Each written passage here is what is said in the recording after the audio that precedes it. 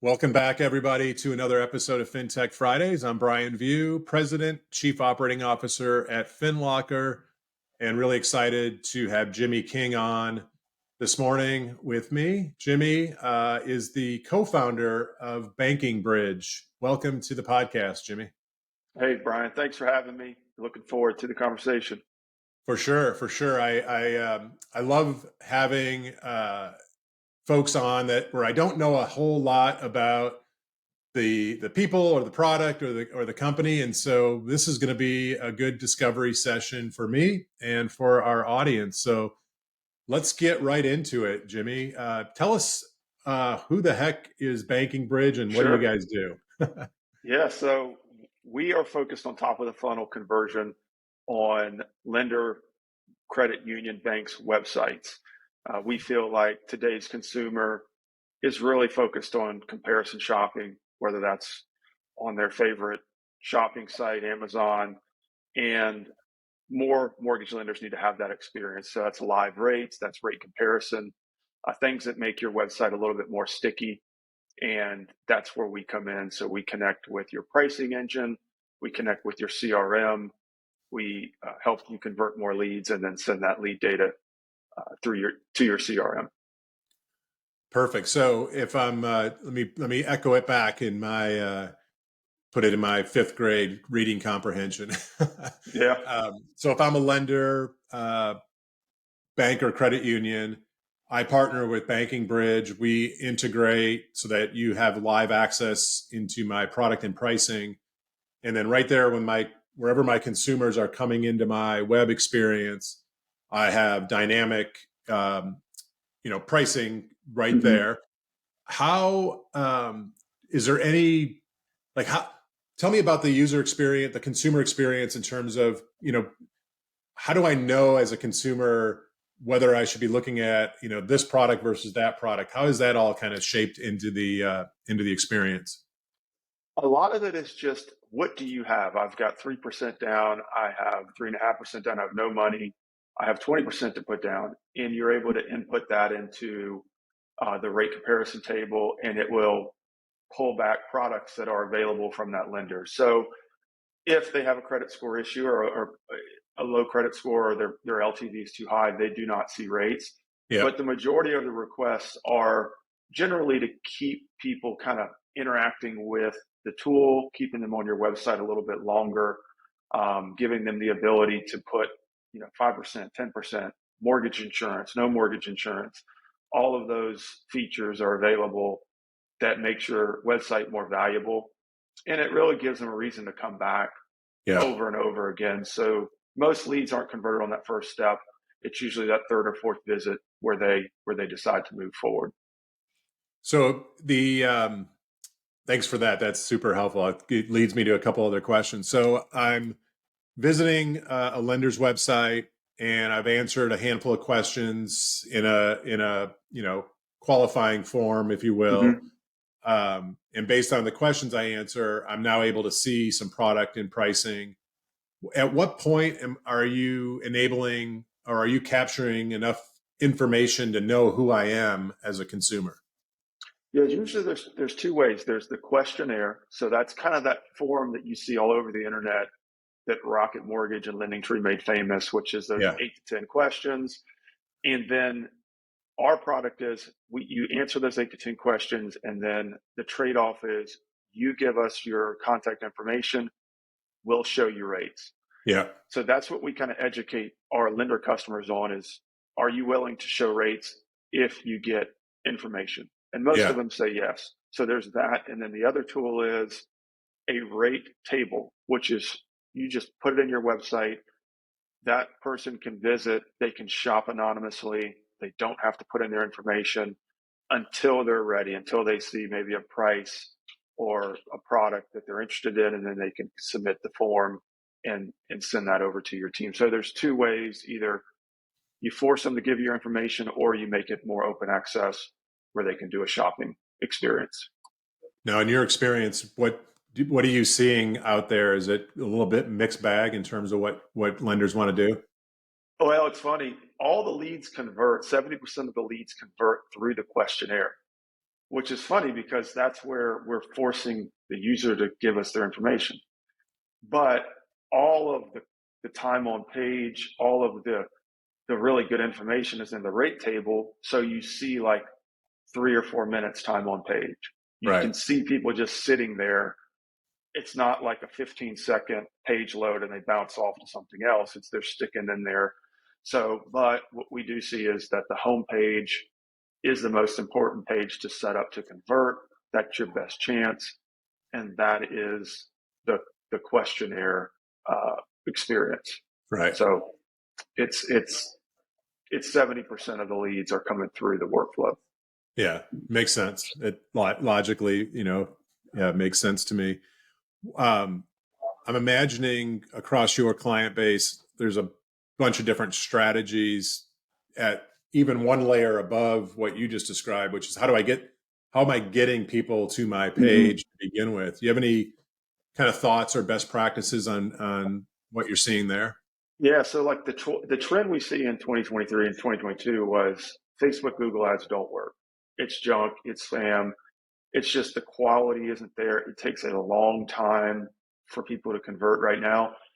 Where we see the best impact, if you have a budget, $1,000, $2,000 a month or more, tens of thousands, rate tables, places like NerdWallet, places like Bankrate, places like I Can Buy, where people see your logo, they see your rates, and a lot of that, where they see your logo, they go to your website. They've never heard of you.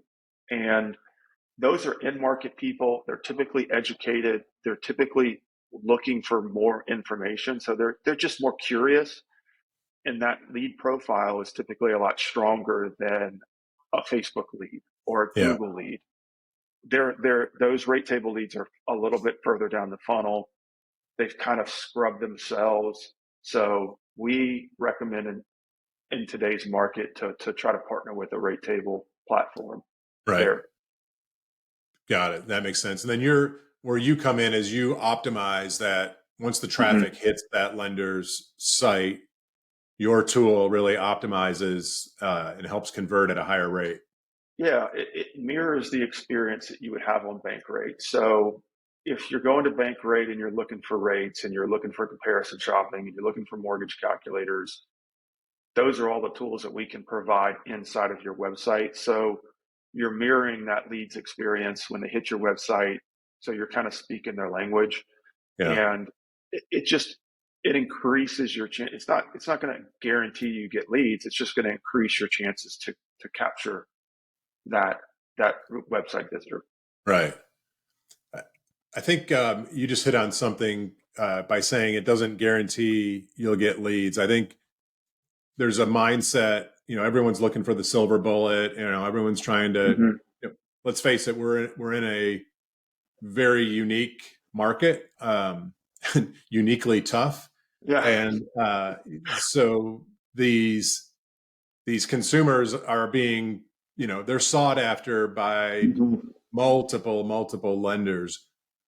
What are you seeing lenders that are having success do better than others to stand out, and then once they have that visitor to really convert? Well, it's a 4 to 6 month sales cycle right now. Yeah. That means you got to get these leads into a tool like education tool, whether if it's something like FinLocker or something like definitely your CRM, Yeah. and you got to have texting. You got to meet them where they want to be met. Emails, something more than this is this month's spaghetti recipe. It's Yeah. next month's fried chicken recipe. It's got to be something a little bit more meaningful than that. But I think the success measurement for today is time on page, because there's just not that many leads. Yeah. There's not that many people in the market. So what is a measure of success when they hit our website or they interact with whatever it is, digital content? How long are they actually sticking around? That's a good measure for success in today's market Yeah. with the way leads are, in my opinion. Yeah. No, I think you're right, and on a bunch of fronts there. You talked about, the 4 to 6 month, you know, sales cycle. Hmm.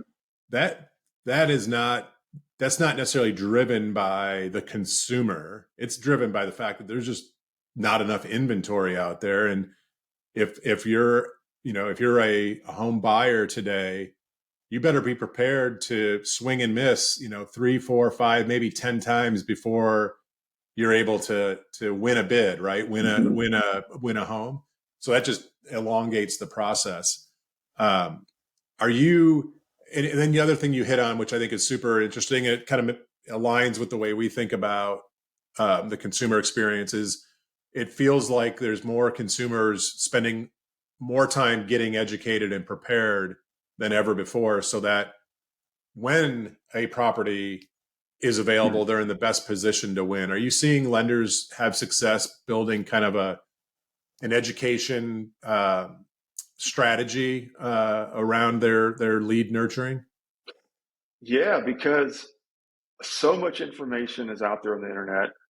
Whether you follow somebody on Instagram or TikTok or wherever you're getting your real estate information, like if the lender's not participating, trying to participate, doesn't have to be great. If they're just trying to participate, that's a huge step in the right direction. Um, there is a there we find a battle. It's a battle between what does the consumer want and what does the lender want them Yeah, to do. And right. it's a complete, the consumer wants you to display rates or the consumer wants you to educate, but the lender wants you to close tomorrow. Yeah. Um, and that's just not the reality of today's consumer, tomorrow's consumer, and the market. So education is a key thing, even in our business. From the Banking Bridge side, is we put out a lot of content just to educate our customer base, and that's been very helpful. So I think that it would be the same for lenders and their leads.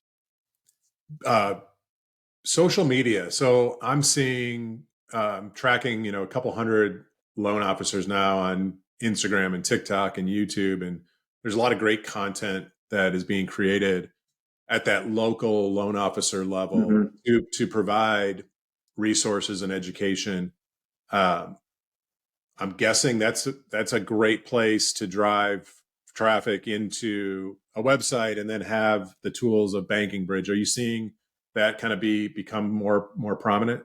Yeah, I think about who are my favorite podcasts that I like, and you want to hear from FinTech the Fridays. Fintech Fridays is up there with Joe Rogan. It's up there with Jocko's podcast that I listen Oh, there we to. go. So it's to me, it's I want to hear from the guy. I want to hear from the owner, the whoever that is. It's the guy that's going to originate my loan, or it's the person that's drinking that's sitting down with the leaders of the world. I like that experience, and I think that more loan officers should take that approach where, hey, walk somebody through a house and take them through, what does termite damage look like with you talking to them.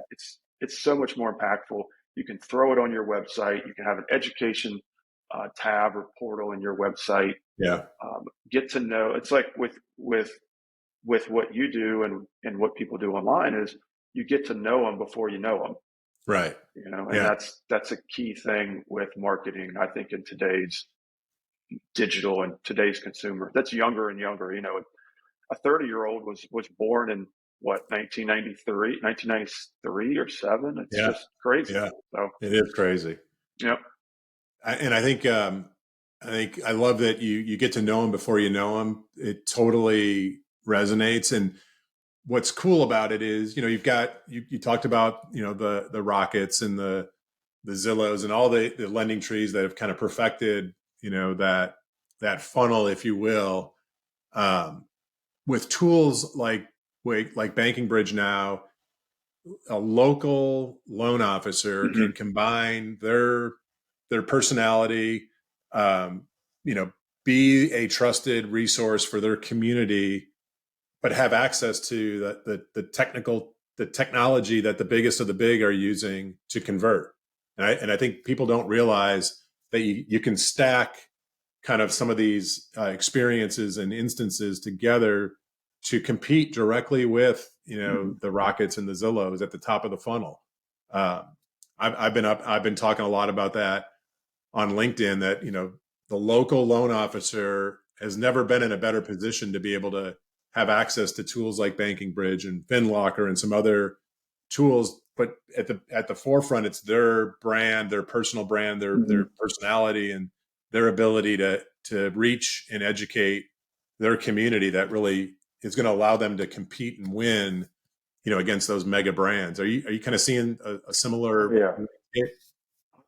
I was a loan officer 15 years. I worked at banks, Bank of America, Regions, Ameris Bank, boots on the ground, old school type of deal. But Yeah, the hybrid approach, which you just described, is a hybrid. You got to have a direct to consumer experience on your website. You don't have yeah, to be direct to consumer. You're not, yeah, but you still got to have that on your site. And you also have to build relationships in your community. That's going to increase your chances. So, exactly right. You can take the same technology that the big dogs are using. You can allocate a couple hundred, $500, $1,000 a month to your tech stack, and you can get a pretty yeah. good experience across the board with your CRM, with your education tools, with your website. So um, I like that idea. The other trend that I think is coming around is real estate kind of saw this maybe 5 or 6 years ago. Is so many agents, these top agents, were just opening up their own brokerage, opening up their own small boutique. And it feels like that's happening in the mortgage space, where Yeah. some of these top producers, you know, them and a buddy or them and somebody else are going to open up a brokerage and really kick butt and do their own thing with the technology that they need to make that happen. Yeah, So I think that's exciting. it is exciting. And you hit on it. It's the tools are available today, and they weren't, a couple years Hmm. back, unless you were willing to truly invest in a, what we would call a direct to consumer channel or platform. And I think direct to consumer to me is just what it is. If I'm a loan officer and I'm going to uh, engage a consumer before some other party, whether that other party is a realtor or some other referral source, that's direct to consumer. That's Hmm. me building that pipeline myself. It doesn't have to be, a mega call center, and it certainly, doesn't have to be, only successful in a refi, low rate environment. I think we're in this space where the hybrid of hyper local, leaning in with education, but having the tool set to make sure the experience for that consumer is optimized.